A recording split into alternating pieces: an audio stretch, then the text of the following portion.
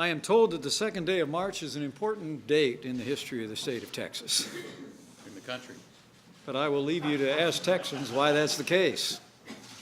But today, on this second day of March, on behalf of the President of the United States, it's my great privilege to administer the oath of office to a great Texan. The 14th Secretary of Energy will be Governor Rick Perry.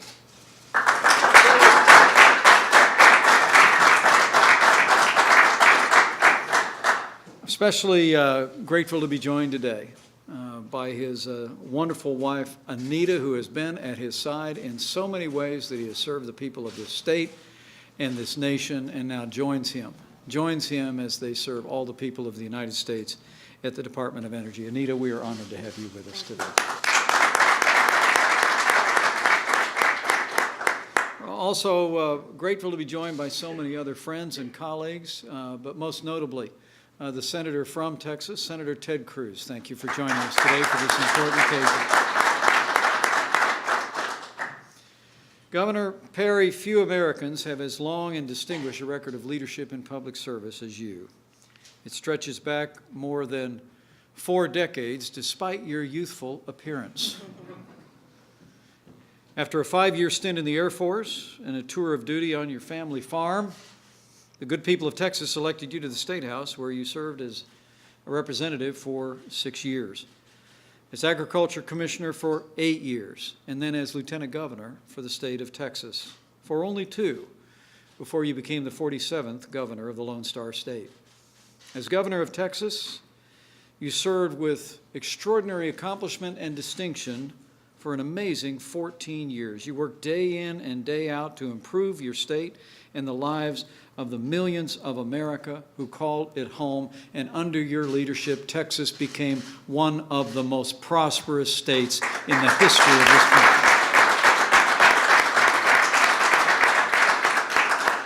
Under your leadership, Texas became synonymous with a booming economy, but you also oversaw an energy revolution that benefited not only Texas, but the United States of America as a whole.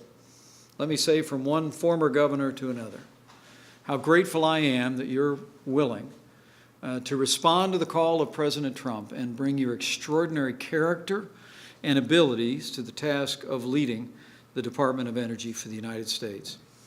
President Trump called you to this role to serve as the 14th Secretary of Energy because of who you are, because of what you've done, and because of what both of us and the people who know you well know you will do to lead the Department of Energy to even greater heights.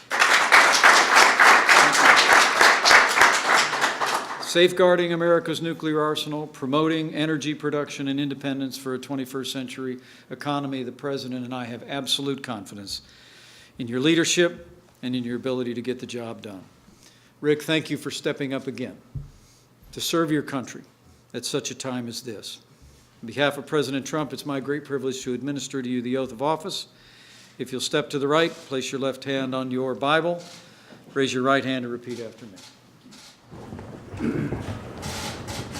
I, James Richard Perry, do solemnly swear I, James Richard Perry, do solemnly swear that I will support and defend the Constitution of the United States that I will support the Constitution of the United States against all enemies, foreign and domestic, against all enemies, foreign and domestic, that I will bear true faith and allegiance to the same, and I will bear true faith and allegiance to the same, that I take this obligation freely, that I take this obligation freely, without any mental reservation without mental reservation or purpose of evasion, or purpose of evasion, and that I will well and faithfully discharge the duties and I will well and faithfully discharge the duties of the office upon which I am about to enter. of the office of which I am about to enter. So help me God. So help me God. Congratulations. Thank you, sir.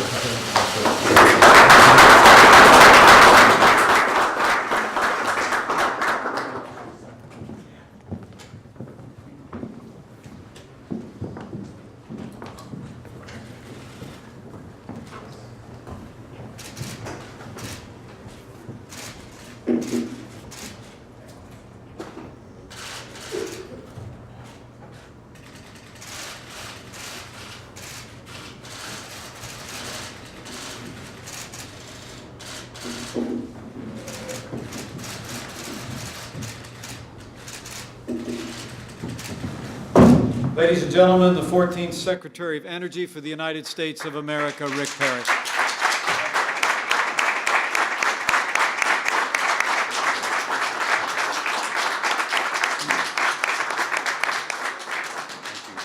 Mr. Vice President, thank you very much. One of my great privileges in life was to be a governor, to serve the state of Texas, and during that period of time I had the opportunity to get to know you.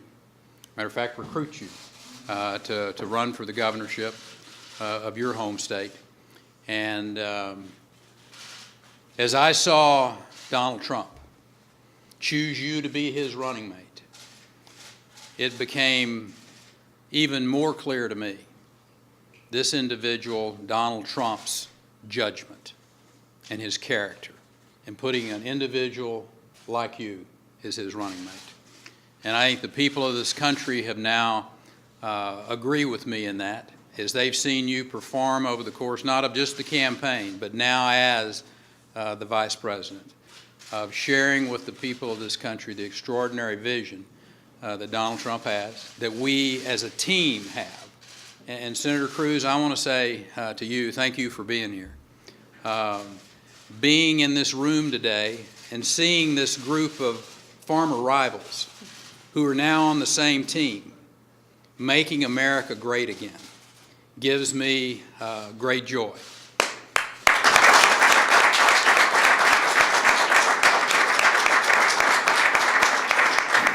As I look at this audience, every one of you have played a role in my standing up here today.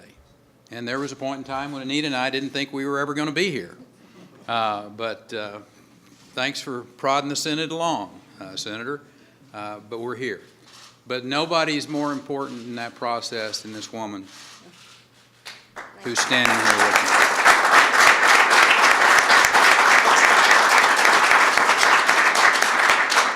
Not a greater friend, not a greater sounding board, not a greater love of my life than my wife. And this is about our country.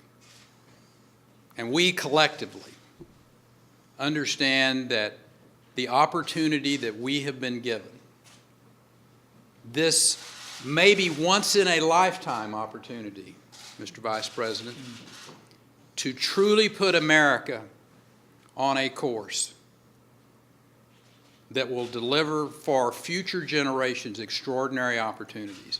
I will suggest to you, just as then President-elect Donald Trump looked across his desk and said, Perry, here's what I want you to do.